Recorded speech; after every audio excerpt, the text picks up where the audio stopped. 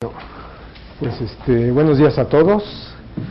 De lo que yo les voy a hablar se aleja un poquito de los temas de investigación que ha estado desarrollando Rubén en los últimos años, básicamente porque lo que les voy a presentar aquí tiene que ver con propiedades reológicas de materiales, de fluidos complejos, más que con propiedades ópticas de medios compuestos o de materiales sólidos, ¿no? Sin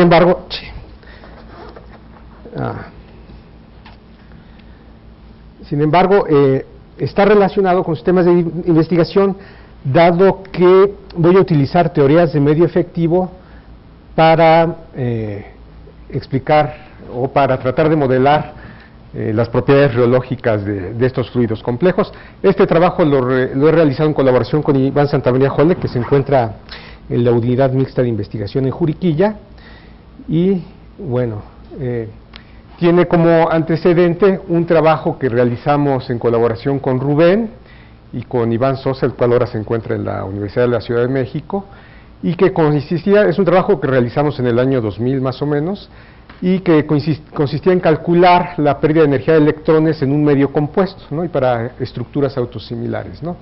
Entonces, para realizar este trabajo nosotros utilizamos una técnica que se llama teoría de medio efectivo diferencial, y que años después hemos podido adaptar a estos medios fluidos complejos, ¿no? Bueno, entonces, ¿cuál es el objetivo o la idea del trabajo? Ustedes tienen una suspensión coloidal, como la que se muestra en esta simulación, y lo que queremos calcular es una cantidad reológica que es la viscosidad como función de la concentración o de la fracción de volumen de las partículas coloidales en esta suspensión.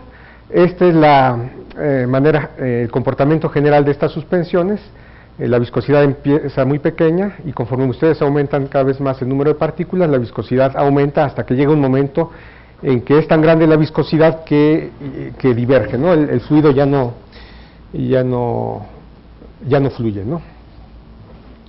Entonces, para los que no estén familiarizados con el concepto de viscosidad, voy a presentar rápidamente la definición. Imagínense que ustedes tienen un fluido entre dos placas, la placa de abajo está fija y la placa de arriba se mueve con una velocidad v, para lo cual tienen que aplicar una fuerza F, ¿no? El espesor de estas dos placas es Y, entonces el esfuerzo que se define como la fuerza que aplicamos sobre la placa por unidad de área de la placa es proporcional, y esta cantidad de aquí es la viscosidad, a la velocidad de la placa entre el espesor de la placa, ¿no?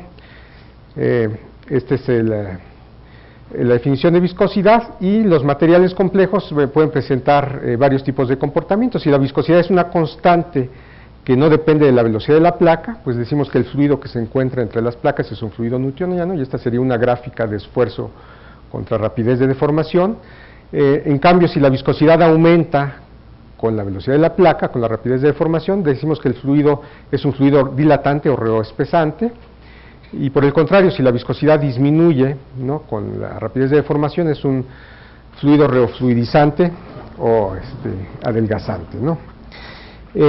Ejemplos de materiales coloidales que presentan estas características no newtonianas, pues tenemos aquí dibujado una suspensión de barritas, ¿no?, que cuando están en reposo en general están en posiciones aleatorias y con orientaciones aleatorias, pero si ustedes aplican un flujo se pueden orientar estas barritas. Esto produce un cambio en la viscosidad del sistema. Si ustedes tienen una suspensión de polímeros, los cuales también están en posiciones aleatorias, pues puede ser que se elonguen esos polímeros, cambiando también la viscosidad, o si tienen una emulsión donde tienen gotitas que se deforman, pues igualmente, o si tienen agregados que se disgregan. Todos estos son ejemplos de materiales que presentan comportamiento newtoniano. En la vida diaria uno los encuentra en muchos lugares, ¿no? Por ejemplo, la salsa ketchup es un material que es reofluidizante, ¿no? Si ustedes tratan de sacar la salsa ketchup y le hacen así, la agitan un poquito, no sale, pero si le dan un golpe más fuerte, sale muchísimo, ¿no? A veces se ensucia uno, pero es que cuando le dan un esfuerzo fuerte se adelgaza, ¿no? La viscosidad disminuye muchísimo, ¿no? Bueno, en productos cosméticos es importante el control de esas propiedades reológicas, ¿no? En las pinturas, ¿no? Cuando ustedes embarran una pintura en la pared, les gustaría que no les costara mucho trabajo embarrarla, pero que una vez que está embarrada en la pared que no que no se escurriera bajo su propio peso, ¿no? Los champús, pastas de diente, etcétera. Son materiales en los cuales necesitamos controlar la viscosidad de una manera muy precisa. La viscosidad también está relacionada con muchos factores, por ejemplo, la forma de la partícula, si tienen partículas esféricas o si tienen partículas elongadas o si tienen agregados de partículas o si las partículas interaccionan con interacciones de largo o de corto alcance. Todos esos factores influyen en el comportamiento reológico de estos materiales. Y para averiguar precisamente ese comportamiento se suelen realizar experimentos mediante viscosímetros. Esto es un viscosímetro de cilindros concéntricos en donde ustedes tienen aquí el fluido.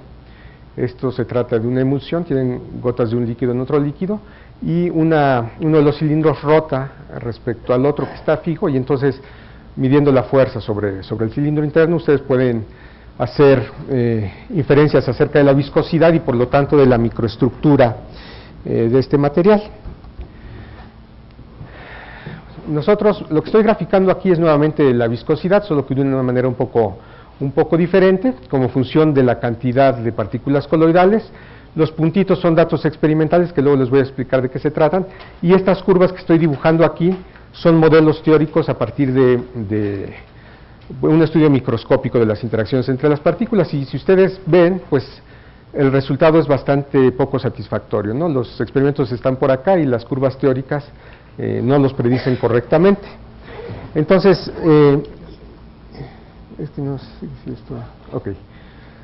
bueno, entonces la plática la voy a continuar como sigue. Les voy a hacer una definición de coloides que es un poco distinta a la que dio Augusto hace un momento. Voy a hablar más adelante acerca de los sistemas que voy a estudiar, que son las dispersiones coloidales, básicamente para partículas esféricas. Después, si hay tiempo, hablaré sobre suspensiones coloidales con partículas que tienen distintas formas y partículas porosas. Bueno, y después presentaré las conclusiones. Bueno, para mí una suspensión coloidal es simplemente un sistema heterogéneo como el que se muestra aquí, en donde tenemos una fase fluida, generalmente es un líquido lo que está aquí, y hay una fase dispersa que es generalmente sólida, que son estas bolitas que se ven acá, aunque no necesariamente siempre es sólida, ¿no? El tamaño de estas partículas es intermedio entre un tamaño macroscópico y uno microscópico. Estamos hablando del orden de decenas de nanómetros a decenas de micrómetros, de tal manera que el mundo coloidal está a medio camino entre, por ejemplo, una dispersión de arena en agua de mar. Eso ya no son coloides porque la arena son partículas muy grandes, y si tiene una dispersión molecular como es cloruro de sodio, o sea, sal en agua, pues las partículas son muy pequeñas, entonces tampoco son suspensiones coloidales, ¿no? Aquí hay un diagrama, ¿no? El mundo coloidal está por aquí, por decenas de nanómetros hasta decenas de micrómetros. Todo esto son las partículas coloidales. Por ejemplo, los glóbulos rojos están dentro de ese rango de tamaños, los virus, vesículas, etcétera, bacterias. Como referencia, un cabello humano mide unas decenas de micrómetros, ¿no? El espesor de un cabello humano. Entonces, para todo este tipo de sistemas, nuestro modelo va a ser válido, ¿no? Dependiendo de lo que sea la fase dispersa, si es líquido, sólido o gas, y dependiendo de lo que sea el medio dispersor, si es gas, líquido o sólido también, pues se clasifican de distintas maneras. Aquí me voy a fijar únicamente en el caso de que tenga yo partículas sólidas dispersas en un líquido, ¿no? En cuyo caso se les llama dispersión, suspensión coloidal, y ejemplos son las pinturas, ¿no? Como las que trabajaba Rubén, en donde metían, por ejemplo, partículas de dióxido de silicio en agua, ¿no? La pasta de dientes y otras, ¿no? Entonces hay muchos ejemplos de sistemas coloidales, y lo que les voy a platicar primeramente es cómo calcular la viscosidad como función de la concentración en el caso de una suspensión de partículas esféricas, ¿no? Este problema es muy antiguo, ¿no? Einstein es uno de los iniciadores del estudio teórico de este sistema, y lo que él hizo fue estudiar el límite diluido. En el límite diluido tienen ustedes muy pocas partículas suspendidas en el fluido, y son tan poquitas que están muy lejos unas de otras y no interaccionan entre sí. Entonces, en este caso, encontró una solución simple. Dado que las partículas no interaccionan, yo resuelvo las ecuaciones hidrodinámicas para una partícula y después sumo la contribución de todas las partículas, ¿no?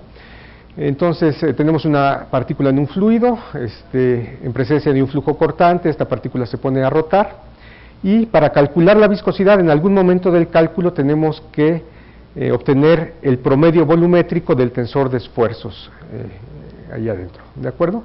Y bueno, lo que obtiene Einstein en este estado diluido es que la viscosidad como función de la concentración es igual a la viscosidad del fluido que teníamos originalmente, más una contribución que depende linealmente con la fracción de llenado de partículas. Este coeficiente de aquí, que es 5 medios, depende de que, o es resultado de que las partículas son esféricas. Si las partículas no fueran esféricas, esto tendría otro valor numérico. Y el hecho de que sea lineal en la concentración es precisamente porque las partículas no interaccionan entre sí. Bueno, esto funciona muy bien para bajas densidades. Sin embargo, cuando ustedes tienen muchas partículas, como en este caso, pues las partículas están muy juntas y entonces ya hay muchas interacciones entre ellas. Básicamente son dos tipos de interacciones. Primero, las interacciones directas o de volumen excluido. Ustedes tienen una partícula que tiene cierto tamaño, tienen otra partícula con un cierto tamaño, entonces se están moviendo con movimiento browniano y llegan a chocar entre sí. No se pueden traslapar, ¿no? Ese tipo de interacción de volumen excluido se tiene que tomar en cuenta. Otro tipo de interacción, que es la interacción hidrodinámica, sucede cuando esta partícula se mueve, por ejemplo, entonces al moverse empuja el fluido que está alrededor de ella, que a su vez empuja al resto de las partículas que se mueven y empujan a su vez el fluido que mueven a la primera partícula, etcétera, etcétera, ¿no? Es un problema de muchos cuerpos que también es muy complicado de resolver. Si uno lo quisiera hacer de manera detallada, resolviendo las ecuaciones hidrodinámicas, no se puede hacer, ¿no? De hecho, estos modelos micromecánicos en donde han tratado de resolver el problema utilizando las interacciones de manera explícita, pues no dan muy buenos resultados. Lo más que llegan a obtener en la mayoría de los casos son correcciones a segundo orden en la fracción de llenado respecto al resultado de Einstein, ¿no? Este es el resultado de Einstein y esta es la corrección, si se toma en cuenta que hay movimiento browniano. Si no hay movimiento browniano les da otro número más pequeño, etcétera. No hay muchas aproximaciones en donde obtienen únicamente hasta el siguiente término, hasta el término cuadrático, y este coeficiente de aquí pues se parece, ¿no? Alrededor de 5, entre 4 y 6, pero no está muy bien definido, ¿no? En fin, hay otro tipo de modelos dentro del cual se enmarca el que yo les voy a platicar, que son empíricos y semiempíricos. En estos modelos simplemente los empíricos dicen, bueno, yo propongo esta función y resulta que esta función se aproxima bastante bien a los resultados experimentales, ¿no? Hay muchos esfuerzos en esa dirección. Uno de los más populares y conocidos es el modelo que se conoce como modelo de Krieger y Dougherty, y que da esta expresión. En esta expresión de Krieger y Dougherty hay una fracción crítica de llenado en donde la viscosidad del sistema diverge, es decir, que ya no puede fluir, ¿no?, el material. Bueno, pero todas estas no están bien justificadas desde el punto de vista microscópico, y entonces ahí es donde nosotros queremos presentar el modelo, ¿no? Hay otra manera, por supuesto, de estudiar este tipo de sistemas, que son las simulaciones numéricas. Hay muchas variantes de estas simulaciones numéricas. Aquí les presento el resultado de una de ellas. Estos puntitos son los resultados de las simulaciones numéricas. Las curvas son ciertos modelos teóricos empíricos que les acabo de presentar. Y lo que se ve en las simulaciones numéricas, por ejemplo, es algo que es difícil de predecir con un modelo teórico, es que las partículas, por ejemplo, si el esfuerzo cortante es grande, las partículas se van a ordenar. Mientras que si el esfuerzo cortante es pequeño, las partículas están desordenadas, ¿de acuerdo? Bueno, ¿qué es lo que vamos a hacer nosotros para tratar de predecir o determinar la viscosidad como función de la concentración? Entonces, lo primero que hicimos fue tomar en cuenta el volumen excluido de las partículas, ¿no?, que las partículas tienen tamaño.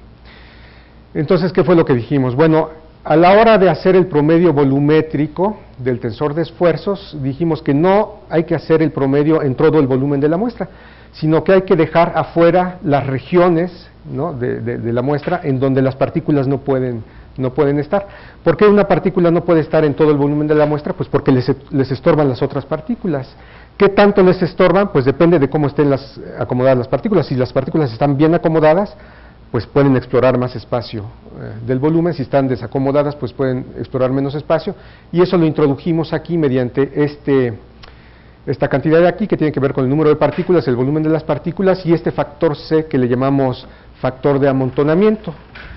Entonces, si ustedes introducen esta variante en el desarrollo de Einstein, pues el resultado final es muy parecido, excepto que tienen esta cantidad en rojo, ¿no? Esta es la fracción de volumen y esta es la constante de amontonamiento.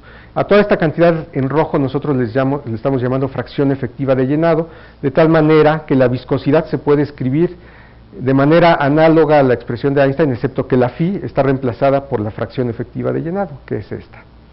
¿De acuerdo? El factor geométrico depende no solo de la fracción de llenado, de cómo estén acomodadas las esferas, sino de la forma también, ¿no?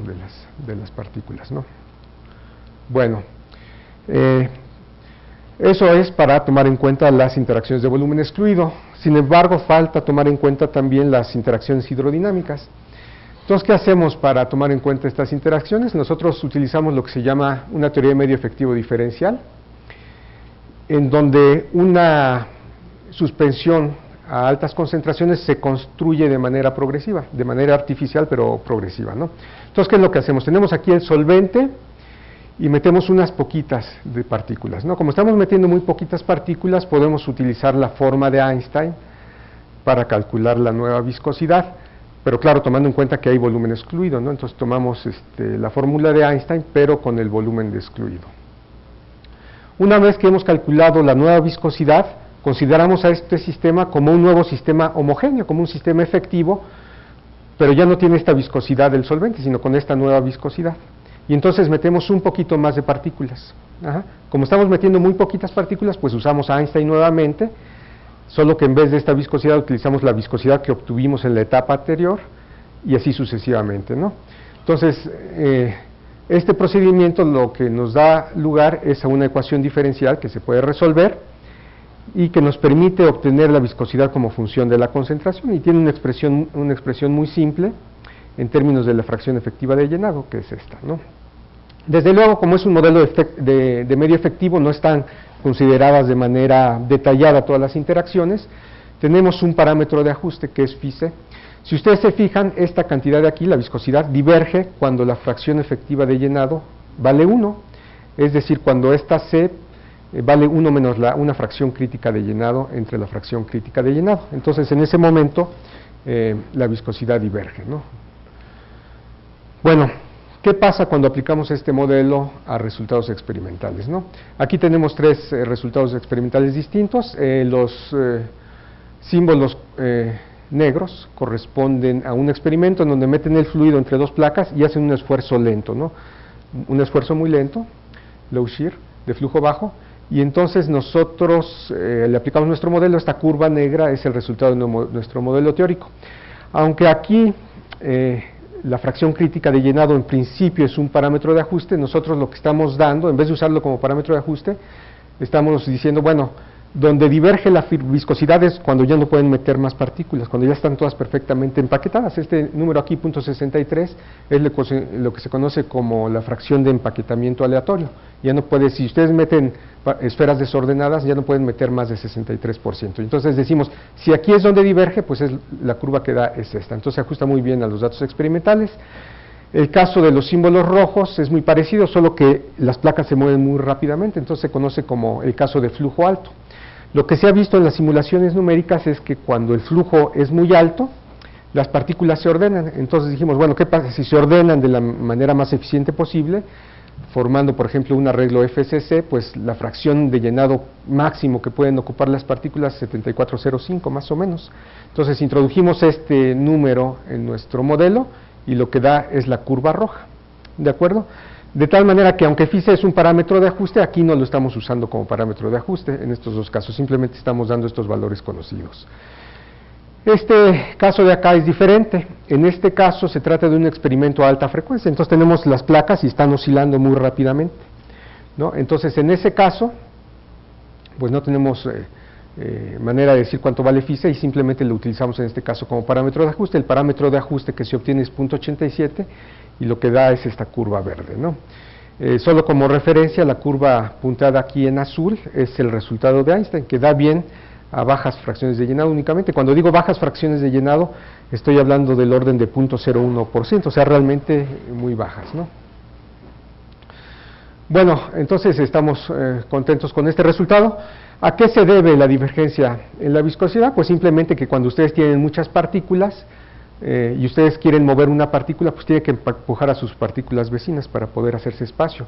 Pero si hay muchas, estas partículas vecinas a su vez tienen que empujar a las partículas vecinas y así sucesivamente, de tal manera que se tienen que empujar todas, ¿no? Y llega un momento en que no pueden y ya no, el sistema ya no fluye y la viscosidad diverge.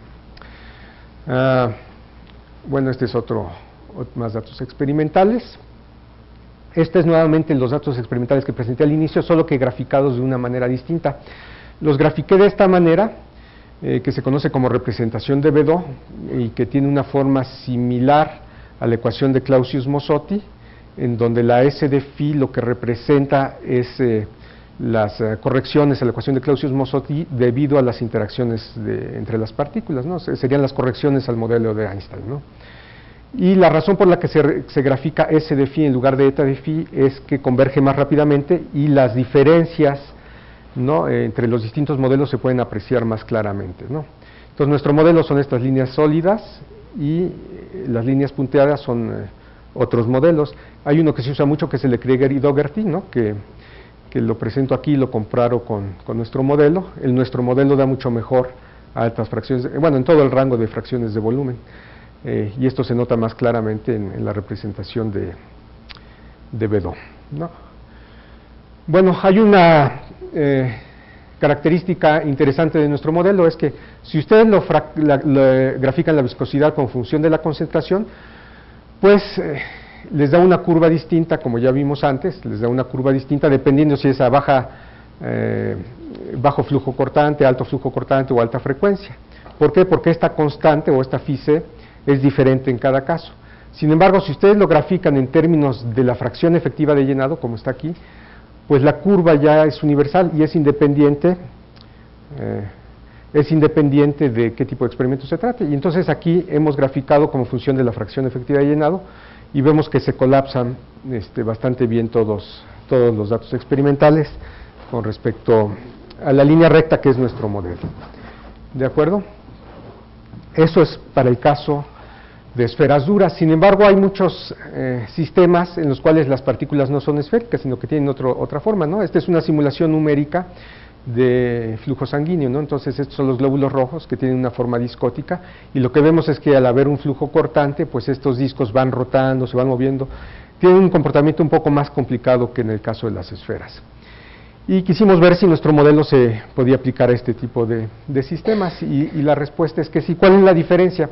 La única diferencia es que en la ecuación de partida, en vez de utilizar el 5 medios que valía para esferas, lo que se tiene que utilizar aquí es esta cantidad que se llama viscosidad intrínseca. Esta viscosidad intrínseca depende, entre otras cosas, de la forma de las partículas. Por ejemplo, en el caso de un elipsoide, para elipsoides oblatos y prolatos, pues esta es la forma de la viscosidad intrínseca como función de la elongación, ¿de acuerdo? P igual a 1 corresponde al caso de una esfera, entonces aquí es el 5 medios, ¿no?, el 2.5 que teníamos antes.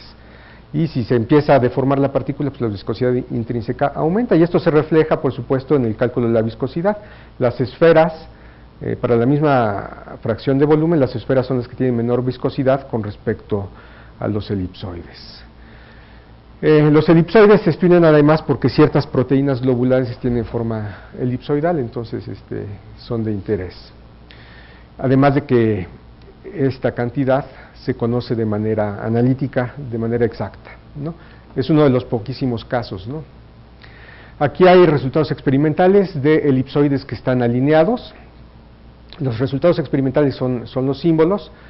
Bueno, son resultados experimentales de manera indirecta, ¿no?, porque en realidad son los resultados de esta expresión empírica que se debe a Brodnian, pero lo que hizo él es ajustar muchísimos datos experimentales y resulta que con esta expresión le pega muy bien a todos ellos. Las curvas son nuestro modelo para distintos tipos de elongación. Estas son esferas, estas son elipsoides poco elongados y estos son elipsoides muy elongados, y el ajuste es muy bueno. Bueno, el cálculo de la viscosidad intrínseca es un problema más o menos complicado. De hecho, analíticamente solo se conocen muy pocos casos. Los casos que se conocen son los elipsoides, las barras muy alargadas y las mancuernas, pero en otros casos no se conoce. Sin embargo, hay técnicas para calcularlo. Una de estas técnicas explota una relación que hay entre la hidrodinámica y la electrostática. Resulta que en las ecuaciones de termofluencia, la función de Green, ¿no?, de estas ecuaciones, que es el tensor de Oseen, cuando ustedes lo promedian orientacionalmente, resulta que es la función de Green de la electrostática. ¿De acuerdo? Y entonces, a partir de ahí, ustedes pueden hacer obtener una relación entre la viscosidad intrínseca y la polarizabilidad. Este es el volumen de las partículas, Vp. Y entonces, como es mucho más fácil resolver un problema electrostático que uno hidrodinámico, pues esta ecuación es de gran utilidad, ¿no? Hemos aplicado nuestro modelo al caso de fibras, ¿no? Aquí tienen ustedes fibras en donde tienen básicamente barras que son muy alargadas. Cuando les digo que son muy alargadas, lo que quiero decir es que la longitud entre el ancho de la barra es del orden de 40, 50, ¿no? Por ahí. O sea, son barras verdaderamente alargadas. Entonces dijimos, bueno, ¿qué pasa si aplicamos nuestro modelo simple a este caso? Entonces, estos son experimentos con distintos tipos de barra. Estos son fibras de polimetilmetracrilato, estas son de sílica, estos son polímeros, ¿no?, los rojos y los verdes. Y bueno, aplicando directamente nuestro modelo, no da muy bien estos resultados experimentales. Sin embargo, si nosotros suponemos que las barras están alineadas, que el flujo lo que hace es alinear estas barras, y aplicamos nuestro modelo, pues la comparación con los resultados experimentales mejora muchísimo. Entonces, esto puede considerarse como una predicción de nuestro modelo, ¿no? Dijimos, bueno, nuestro modelo predice que al estar bajo flujo estas fibras se van a alinear.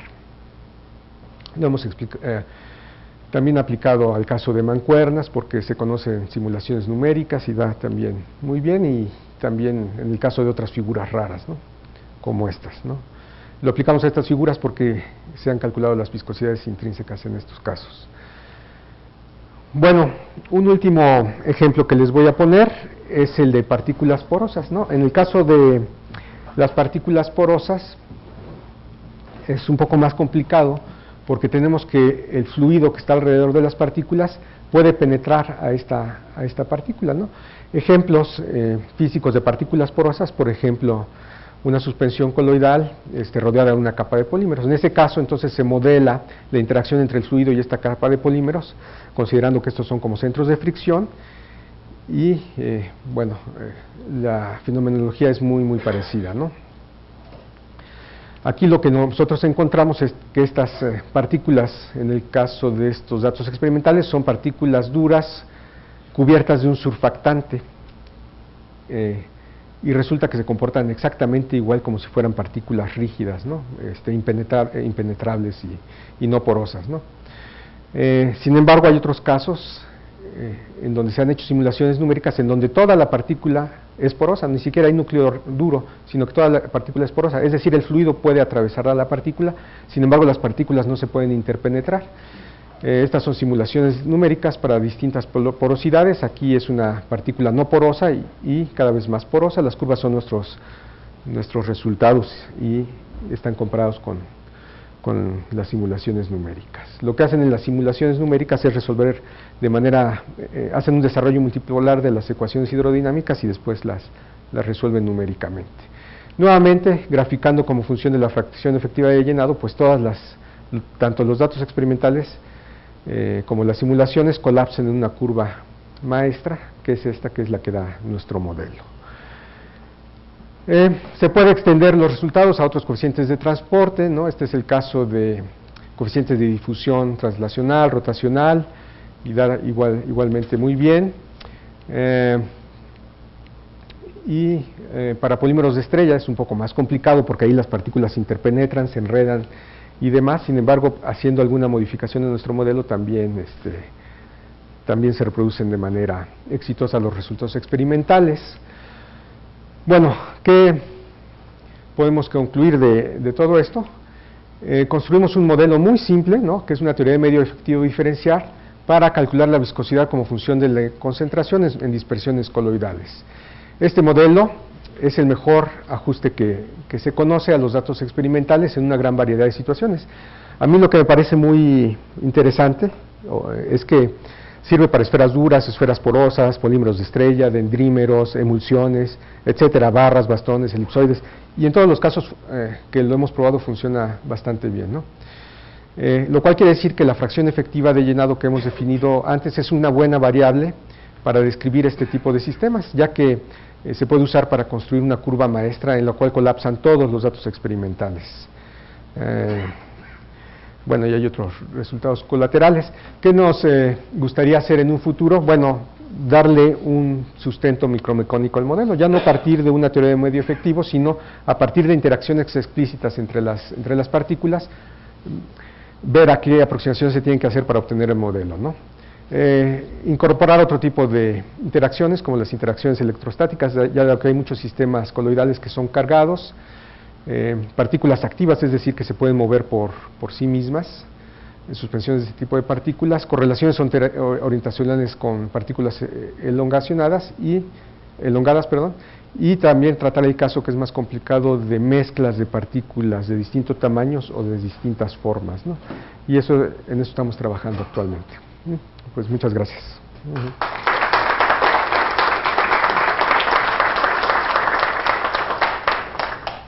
Gracias, Carlos. Rolando. Hay un par de cosas que me sorprenden mucho de tus resultados. Sí, hay un par de cosas que me sorprenden de tus resultados. Una es tu parámetro de amontonamiento y la otra es tu AFI crítica, que tú eliges de acuerdo a cada uno de los sistemas que estás tratando, y en uno de ellos hablas del orden y pones el parámetro de acuerdo a eso. Sí. Pero la viscosidad que tú estás pintando ahí con respecto a la concentración es la viscosidad a razones de corte muy baja, ¿no? Hay tres casos que estoy graficando, ¿no? Pero creo que eran todos es la viscosidad a relajación, todos son a... ¿Este es corte bajo? Por eso, todas las viscosidades que están son a razón de corte baja, ¿no? No, este es corte bajo, este es corte alto, y este es corte bajo pero frecuencia infinita. O sea, en la negra le das un corte muy bajo, en la roja le das un corte muy fuerte, y es cuando se ordenan, por eso aquí en la roja utilizamos... O sea, lo tienes a diferentes razones de corte cada una de estas curvas. Ajá. Sí. Ok. Entonces, entonces ya entendí. La otra es tu parámetro de amontonamiento. Tu parámetro de amontonamiento resultó ser una especie de corrección. Una pregunta, ¿eso no se puede relacionar a la función de correlación de un fluido no homogéneo? Porque en el fondo lo que estás diciendo es cómo se van acomodando, ¿no? De hecho, eso se puede hacer en el caso, por ejemplo, de la frecuencia infinita. En el caso de la viscosidad a frecuencia infinita, que era la curva de más abajo de las tres que mostré hace un momento, en ese caso hay un grupo de investigación que encontró que la viscosidad a frecuencia infinita, lo que ellos dicen, tiene que ver únicamente con la disipación de energía de partículas que están en contacto. Y esta es la expresión para calcular la probabilidad o el número promedio de partículas que están en contacto, que tiene que ver con la función de correlación de dos partículas justamente en contacto, ¿no? Esta cantidad de aquí es la función de correlación de dos partículas en contacto. ¿De acuerdo? Entonces, ellos obtienen esta función, esta expresión para la proponen más que la obtienen, proponen esta expresión para la viscosidad a frecuencia infinita. Y nosotros lo que hicimos en algún momento fue decir, bueno, ¿qué pasa si nuestra expresión para la frecuencia infinita, estos son datos experimentales en ese caso, la curva punteada es esta expresión de ellos, y la curva negra es nuestra expresión, y da resultados muy parecidos, ¿no? Entonces sí hay una relación. En algún momento dijimos, bueno, ¿qué pasa si en vez de ajustar a los datos experimentamos, ajustamos nuestro modelo al modelo de ellos? Y entonces eso te daría una relación entre la función de correlación y nuestro parámetro de ajuste, por ejemplo, ¿no? Y entonces lo que hicimos fue lo siguiente, la expresión de ellos la desarrollamos en serie de potencias, y la expresión nuestra la desarrollamos en serie de potencias, y escogimos el parámetro de ajuste de tal manera que, bueno, estos dos términos siempre van a ser iguales, ¿no? Es la expresión de Einstein, pero lo escogimos este parámetro de ajuste para que el tercer término fuera idéntico, Y entonces lo que encontramos es que el siguiente término pues, es muy parecido y el siguiente sigue siendo muy parecido, etcétera, etcétera. Todos los términos aquí lo graficamos, lo escribí nada más hasta la séptima potencia y sigue siendo muy parecido. O sea que las dos curvas son realmente muy similares y entonces tú de ahí puedes encontrar una relación entre ese parámetro de ajuste y la función de correlación de dos partículas en contacto. Ajá. Y bueno, de ahí obtuvimos otras cosas, ¿no? Un resultado colateral, por ejemplo, fue calcular la ecuación de estado con nuestro modelo, ¿no? Estos son datos experimentales, la concentración de partículas en un gas de esferas duras, este es el coeficiente de compresibilidad, el factor de compresibilidad, que es la presión entre ρ-K-T, y bueno, estos son simulaciones numéricas, y la curva oscura es nuestro modelo, y también hay graficado otro modelo muy conocido que se llama, o que se conoce como ecuación de Carnahan-Starling, ¿no? Entonces son muy parecidos. La diferencia relativa entre los experimentos y cada uno de los modelos está aquí. Vemos que la punteada es Carnahan-Starling, la negra es la nuestra y da perfecto, pero digamos, es un poco lo que decías, ¿no? Hay una relación entonces entre el factor de estructura, ¿no? La función de correlación y el parámetro de ajuste. Digamos, es muy sorprendente que con este modelo puedan agrupar tantos datos experimentales con distintas formas, ¿no? De lo que decía Rolando, es en cierta manera el poner el volumen excluido es como una función de correlación muy simple, ¿no? Que sería un agujero, ¿no? Tal vez, y ese es como yo veo el ingrediente principal, ¿no? Ahora tal vez para otros modelos pues no es un agujero la función de correlación y tendría que corregir tal vez algo, pero de alguna manera estás poniendo una función de correlación de agujero, ¿no? ¿O no? Pues no exactamente, o sea, lo que yo estoy diciendo es simplemente que las partículas no se pueden traslapar, pero no solo no se pueden traslapar, sino que si tienes dos partículas o varias partículas encerrando una región donde no hay partícula, pero que está demasiado pequeña y ahí no cabe otra partícula, tampoco se puede ocupar ese volumen, ¿no? Y eso no es, sí, no es eso que sí. Me llamó la atención cuando al comienzo con los modelos que tenías cuando pues hay un ordenamiento y después cuando estás aumentando entonces el número de partículas, creí que en algún momento ibas a hablar de percolación. La pregunta es pues si nos han interesado por el asunto o lo tienen ahí para el futuro. Es obvio que van a aparecer ese tipo de efectos. Sí, llegan a tocarse las partículas y puede haber percolación, ¿no? Pero lo que nos interesaba aquí es la viscosidad, ¿no? Cómo varía con la concentración y digamos que le llaman incluso algunos autores percolación al caso de que cuando ya no fluye, aunque no es lo mismo de la percolación de cuando formas caminitos, ¿no? Pero bueno, lo que nosotros obtenemos simplemente es que hay una divergencia a una fracción crítica. Esta fracción crítica resulta ser el máximo empaquetamiento aleatorio, que no es la fracción de llenado de percolación necesariamente, ¿no? Pues, sobre todo cuando hay un poco de porosidad o mucha porosidad, como que eso debería de... Cuando hay porosidad, pero las partículas son impenetrables, pero el fluido puede penetrar a través de las partículas, lo único que cambia en el modelo es la viscosidad intrínseca. Entonces, los parámetros geométricos no se alteran, son los mismos, únicamente cambia la viscosidad intrínseca. Y entonces, poniendo la adecuada, puedes reproducir el comportamiento. ¿Alguna última pregunta? A mí lo que me sorprende es que el exponente salga de algo que es muy diluido, o sea, la viscosidad intrínseca finalmente es un concepto de dilución infinita, ¿no? Y eso es algo que no entiendo por qué el exponente está dado por el límite ultra diluido, ¿no? Número uno. Y número dos es la otra pregunta es, si tú tienes partículas, una mezcla de partículas, unas muy grandes y otras muy chiquitas, va a haber una especie de segregación de unas por otras por el mismo dinámica de cada una de ellas, ¿no? Que va a tratar de ocupar rápidamente la posición de la otra, ¿no? ¿Qué pasa cuando tienes partículas bastante radios diferentes, ¿no? Cuando tienes partículas de radio diferente, en particular el caso que tú dices, cuando tienes unas partículas muy grandes y unas muy pequeñas, ya ha sido tratado y lo que se obtiene, bueno, por supuesto no se supone que haya una segregación, se supone que están revueltas, ¿no? Y en ese caso la expresión para la viscosidad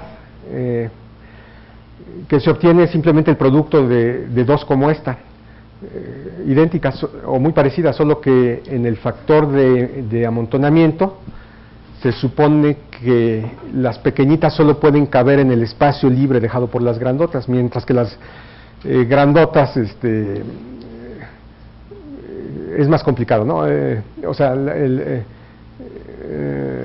mientras que las grandotas ven a las chiquitas, ¿no? Como un coeficiente aquí, ¿no? Entonces, si quieres luego te digo exactamente cómo, pero ese caso se ha tratado. Y el hecho de que aquí aparezca únicamente la viscosidad intrínseca se debe a que las interacciones hidrodinámicas aparecen o se incluyen a través del proceso diferencial, ¿no? Donde incrementas cada vez el número de partículas. Entonces, en cada momento metes muy poquitas partículas, por lo tanto el coeficiente que aparece en esta ecuación siempre es la viscosidad intrínseca. Y entonces el resto de las interacciones hidrodinámicas se toman en cuenta a través del procedimiento diferencial que da lugar a esta ecuación diferencial. Y entonces da como resultado esto, ¿no? La forma de la expresión es la que es en donde se incorporan, ¿no? Digamos, las interacciones hidrodinámicas, pero no en el coeficiente. Aquí en el coeficiente, en el exponente, hay nada más una sola partícula. Bueno, pues muchísimas gracias.